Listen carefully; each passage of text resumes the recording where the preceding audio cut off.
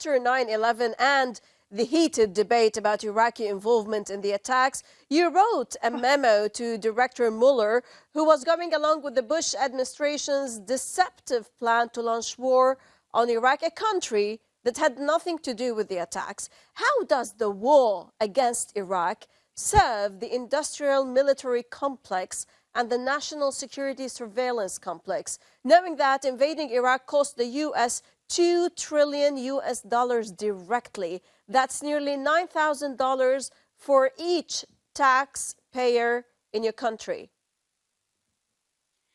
Yes, the United States since 9/11 has literally spent trillions. I think I've heard anywhere from $7 to $11 trillion on its wars. And that began with the first war on Afghanistan, then on Iraq.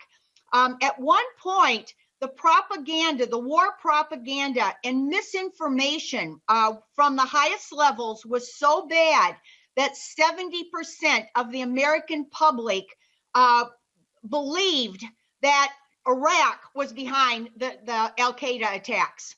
Okay, so completely opposite of the facts and the truth. And you're right, to this day, no one will even admit having lied to the American public about Iraq. None of the officials, the Bush administration will, oh, well, we just made a little mistake, but this was deliberate deception.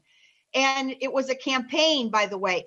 All of the wars have been this way. What do? They enrich the military, industrial, congressional, intelligence, media, academia, and think tank complex, to the point now where the top 5% of the United States owns more wealth than over 50% of Americans.